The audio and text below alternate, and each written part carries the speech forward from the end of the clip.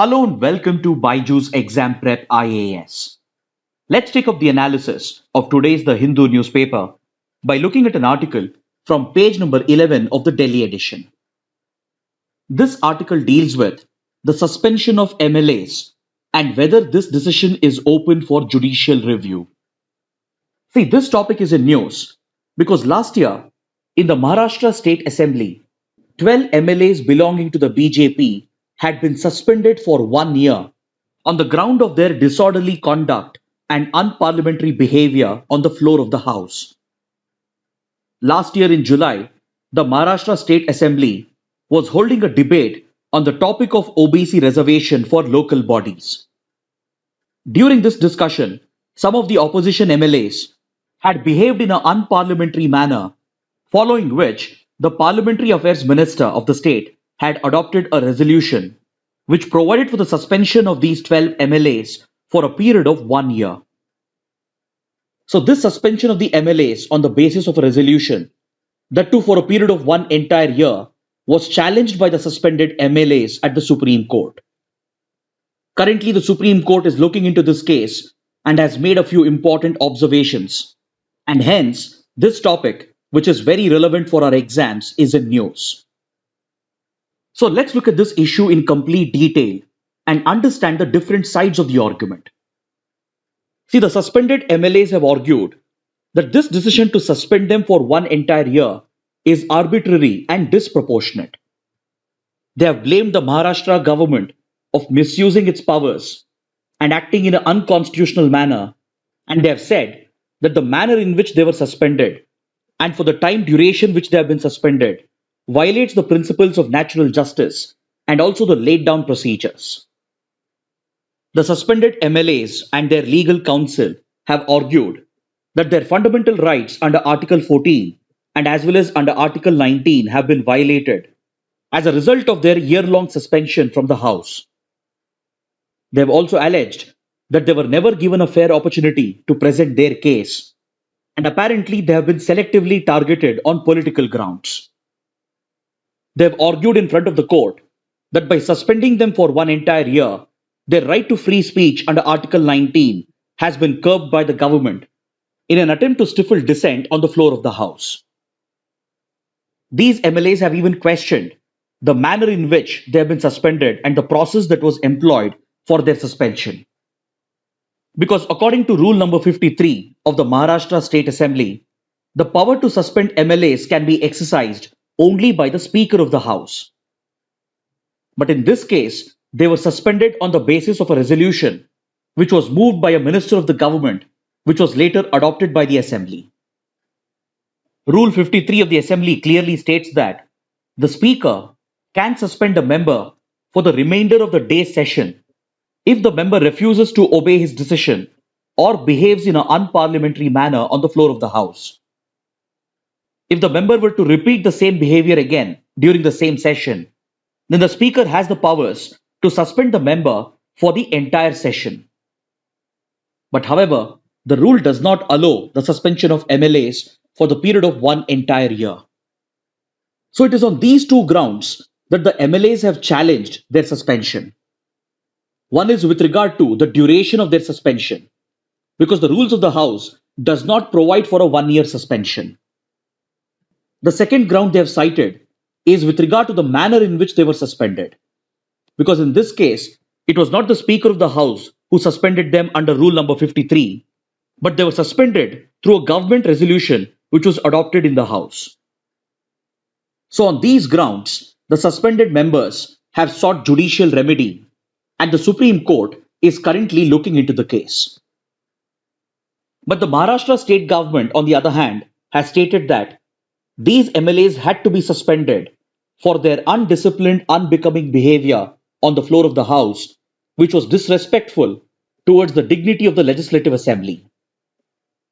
The state government has denied any violation of Article 14, which guarantees right to equality, and it has argued in front of the court that their suspension was done by following the due process. And according to the state, the Legislative Assembly is well within its powers to suspend the MLAs for one entire year. The legal counsel for the state government has argued in front of the Supreme Court that the Legislative Assembly acted within its jurisdiction and legislative competence and has cited the constitutional protection offered to legislative assemblies under Article 212 from judicial review. According to this article, courts cannot exercise jurisdiction to inquire into the proceedings of the legislature. Clause 1 of the article states that the validity of any proceedings in the Legislative Assembly of a state cannot be called into question and cannot be taken up for judicial review on the grounds of any alleged irregularity of procedure. The next subsection also states that no officer or member of the legislature who is exercising their constitutionally guaranteed powers shall be called into question by the courts for their decisions and actions. So essentially, the state government is arguing that the decision to suspend the MLAs is the sole prerogative of the House and it cannot be subjected to judicial review. The state government has also brought up the powers and privileges guaranteed to the Legislative Assembly under Article 194 of the Constitution. According to this article, any member of the House who violates the laid down rules and transgresses upon these privileges can be suspended on the sole basis of the inherent powers that are guaranteed to the Legislative Assembly. It essentially means that the government has denied that the power to suspend the members of the House can be exercised only through Rule 53 of the Assembly. So the state is arguing that the House can go beyond the laid down rules, and even through a resolution moved by the government and adopted by the Assembly, the members can be suspended for an indefinite period.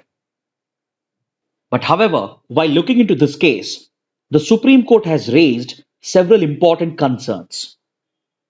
The Supreme Court bench has questioned the rationality or the logic that has been used by the Assembly while suspending the members. The Supreme Court has questioned as to how can the members be suspended beyond an ongoing session, because according to the Supreme Court, this prima facie appears to be an unconstitutional decision. So the Supreme Court is inquiring whether this decision violates the Constitution and does it go against the basic structure of the Constitution. Because see, the decision to suspend the MLAs for a period of 1 year will not only keep them away from the Assembly for an entire year, but will also prevent these MLAs from taking part in any sessions that are going to take place in this period. So this is where several legal and constitutional questions arise. Because according to Article 190, Clause 4 of the Indian Constitution, if a member of a House is absent from all the meetings of the House without permission for a period beyond 60 days, then the Speaker of the House would be bound to declare this seat as vacant. So now, if MLAs have been suspended for 1 year, they are going to miss all the subsequent sessions, and they would be in violation of Article 190, Clause 4, which would then lead the Speaker of the House to declare their seats as vacant. Then following this, Section 151A of the Representation of the People's Act will kick in because it mandates the conduct of a by-election for filling these vacancies, and such a by-election should be held within a period of 6 months from the date of occurrence of this vacancy. So if you look at this legal and constitutional provision in combination, it essentially means that no constituency can remain without a representative for more than 6 months.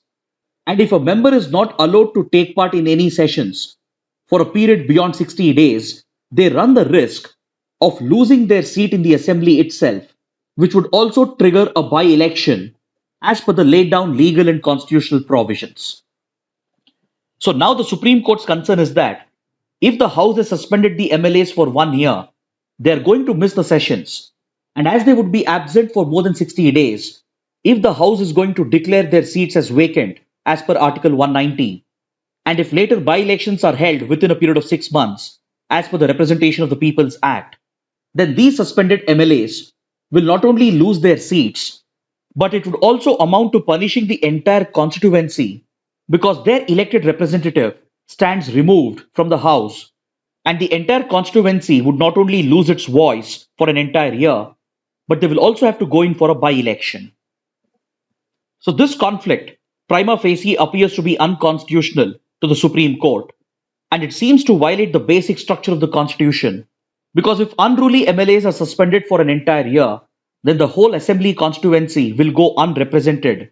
Plus, the elected representatives also run the risk of losing their seats, which could be potentially termed to be unconstitutional and violative of the basic structure of the Constitution.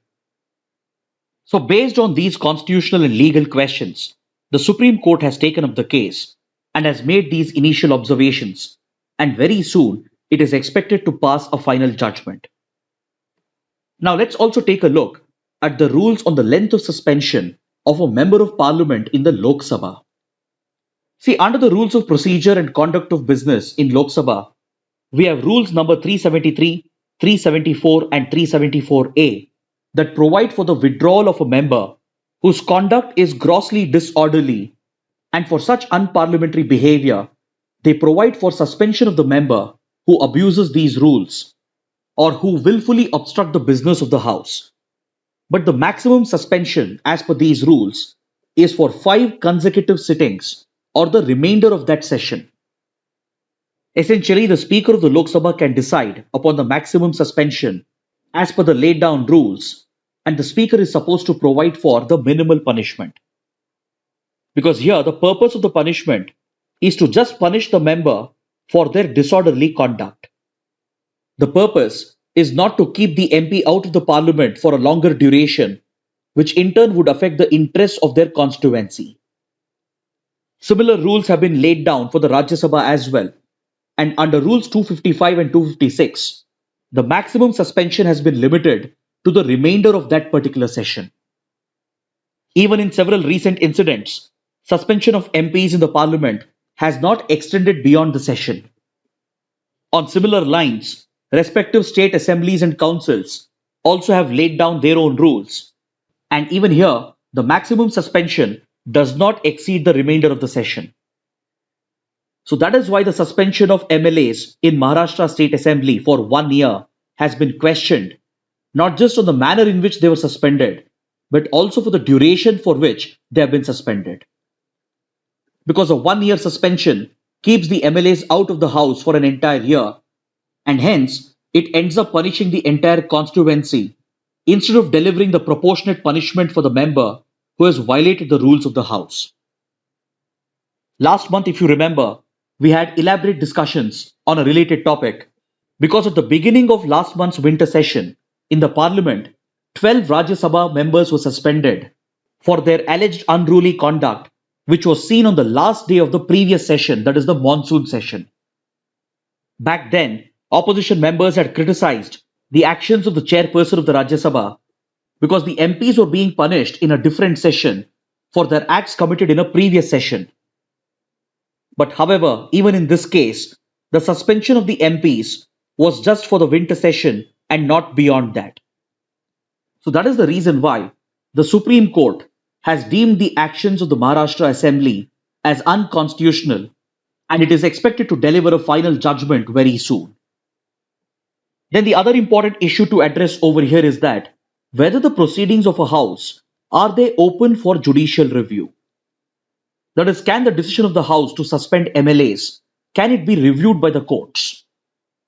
Because we saw earlier that under Article 212, the proceedings of the House have been kept outside the purview of judicial review, and courts cannot call into question the officers or the members for their actions and for their decisions taken on the floor of the House.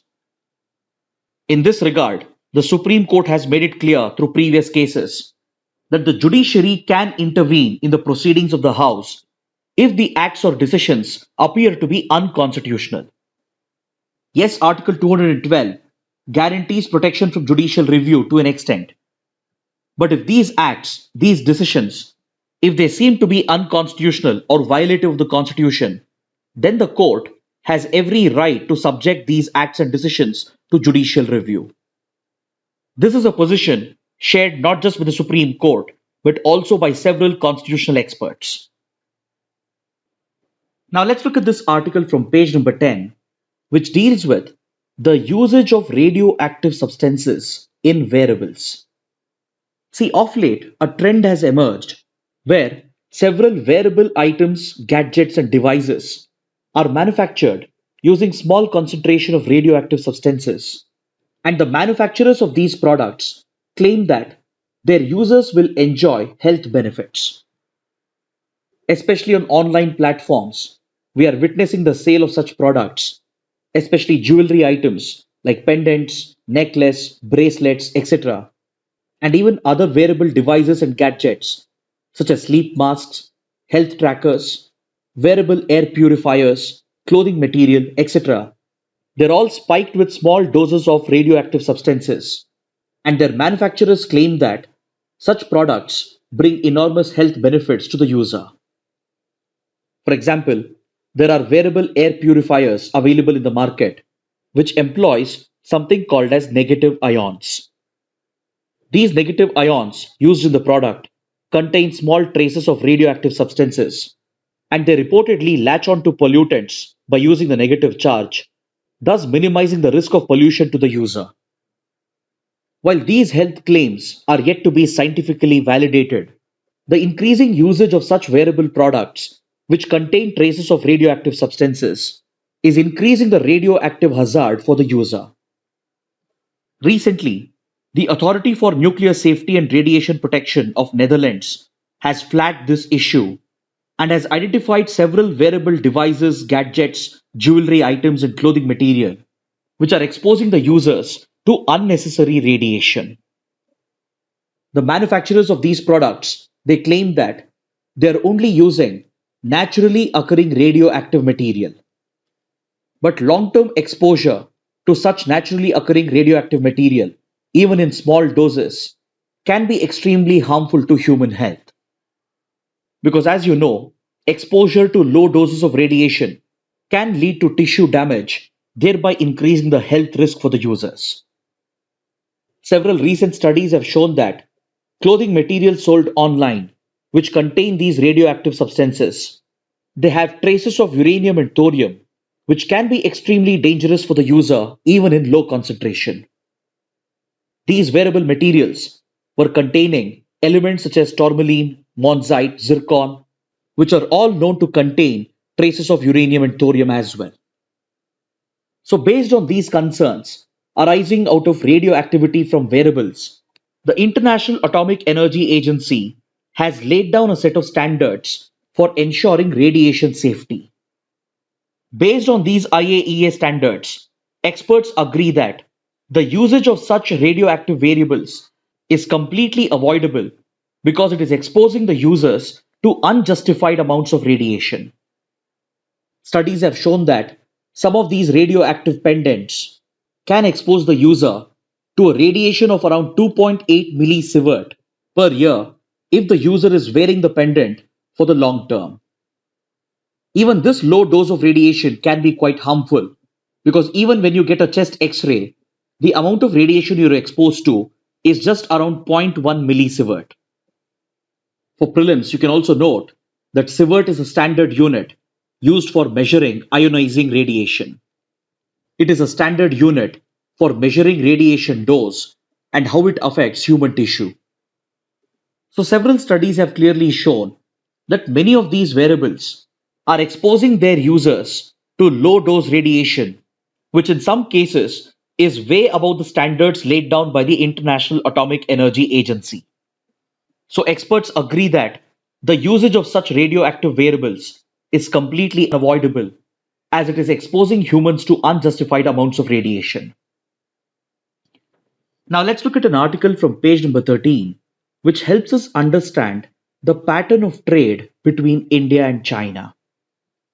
According to data from India's Ministry of Commerce, Chinese imports have registered a major jump last year, and it stands at a massive $97.5 billion.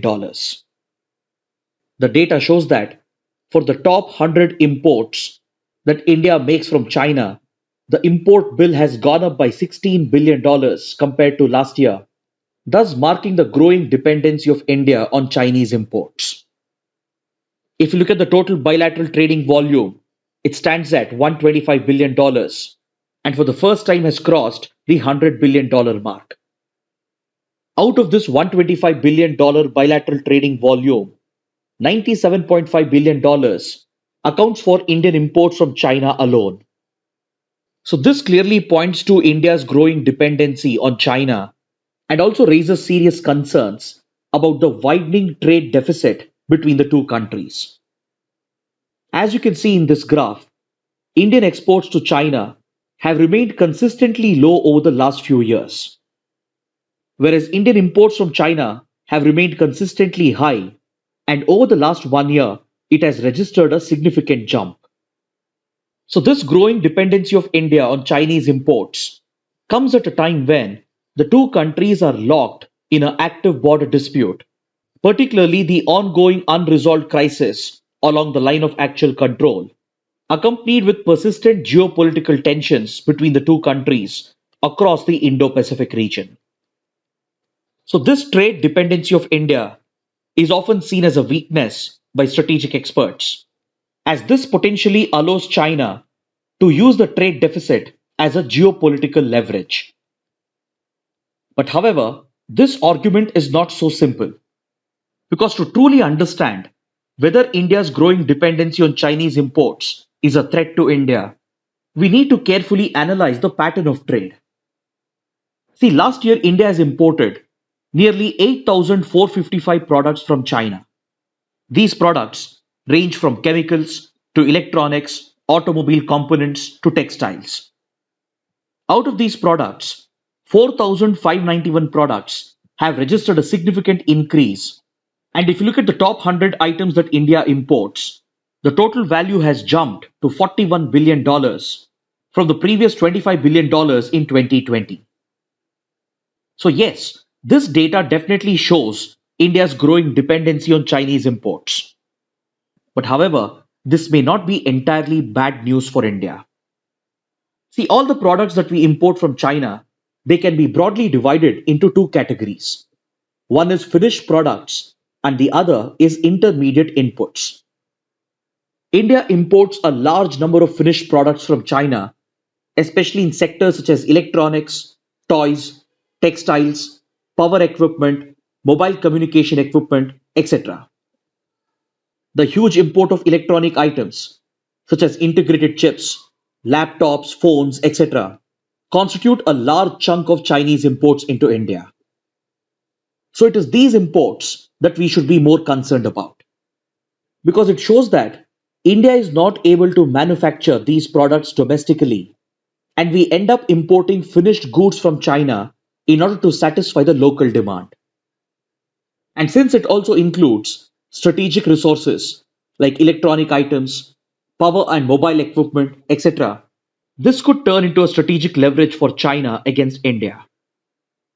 Also, the large scale import of these finished products points towards India's weakness in its own manufacturing sector, because most of these products could be produced domestically within India, but yet we are dependent on China and hence we are importing these finished products.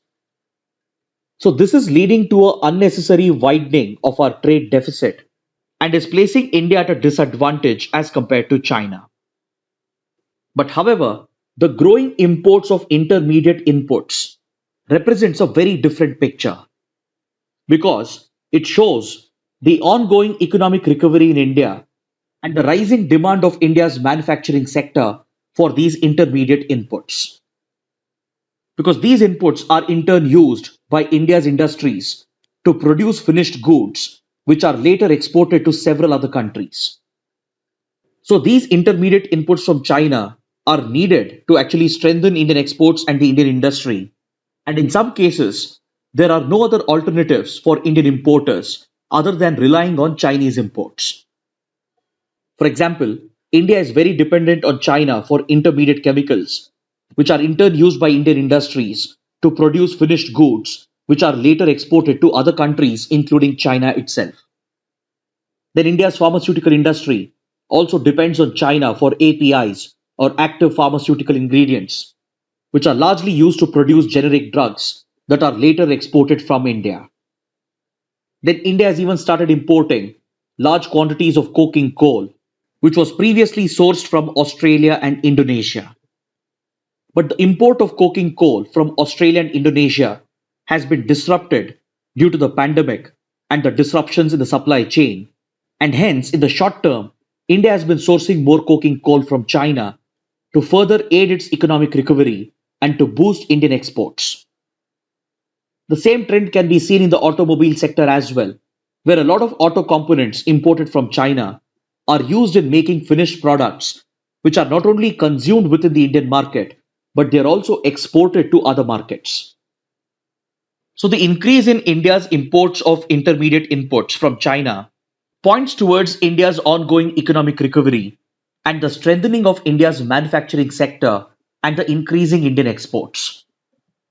So, in a globalized economy, every country has to depend on the other for such intermediate inputs.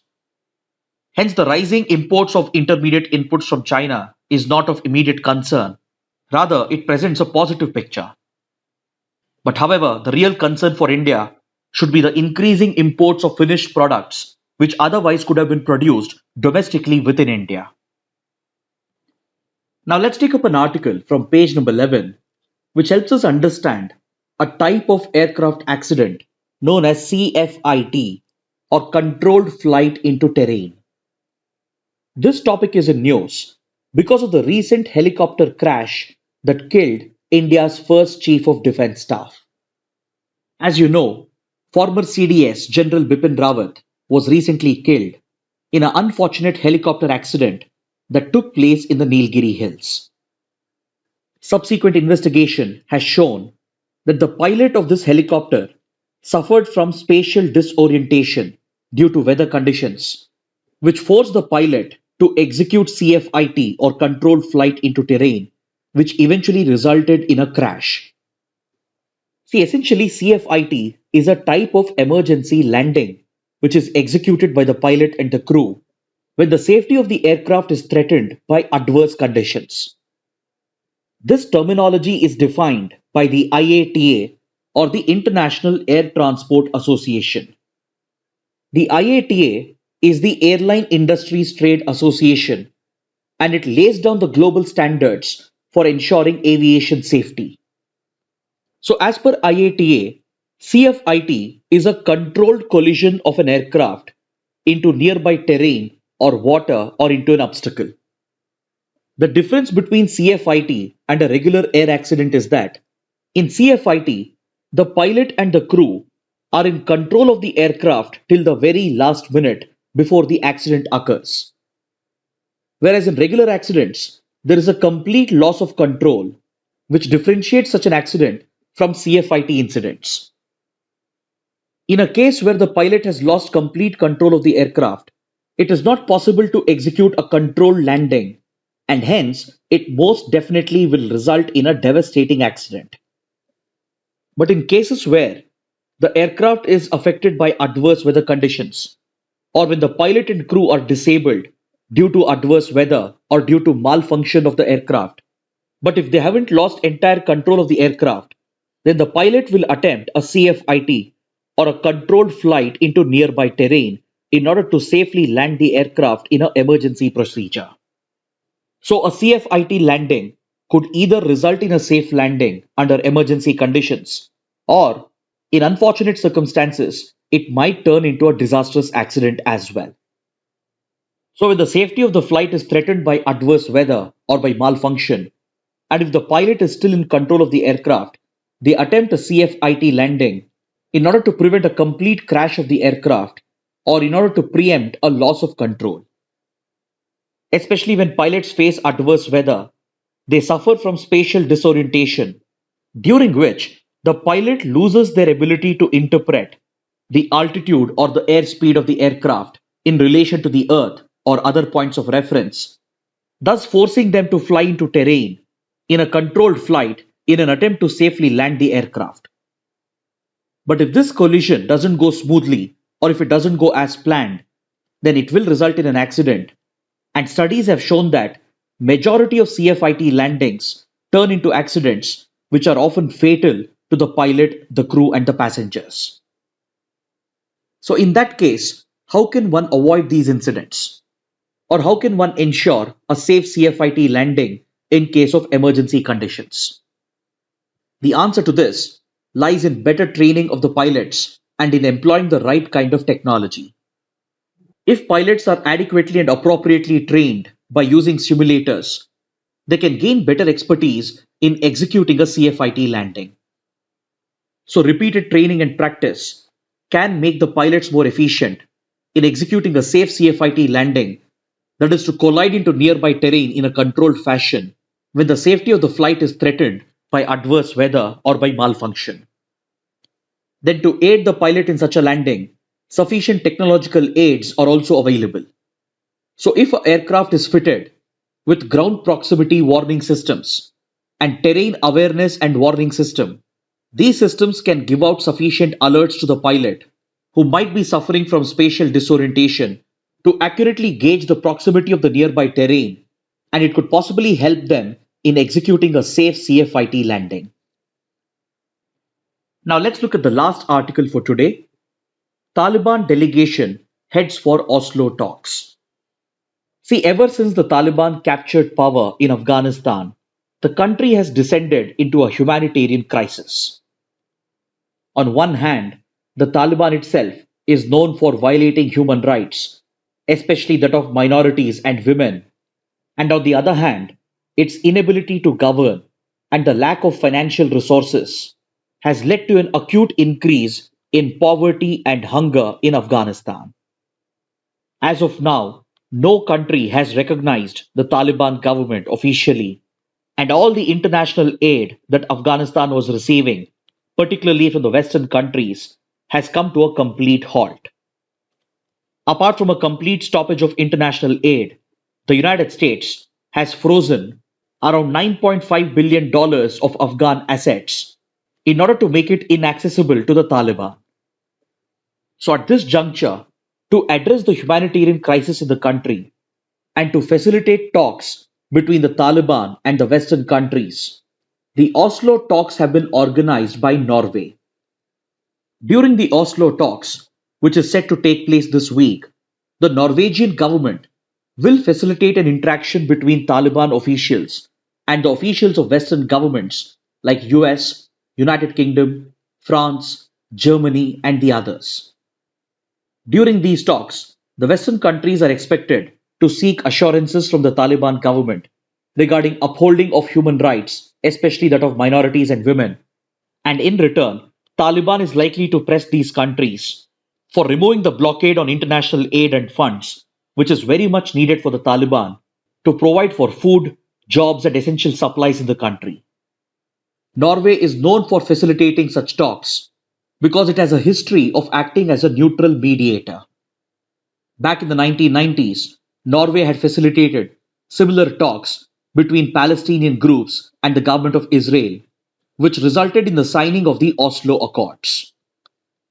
In the past, Norway has even offered neutral mediation between India and Pakistan to resolve the Kashmir dispute as well.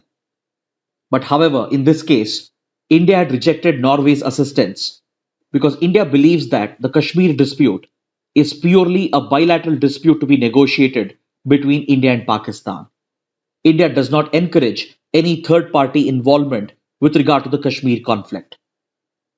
But you need to know that Norway has a history of acting as a neutral mediator and facilitating such talks to resolve any crisis in conflict zones.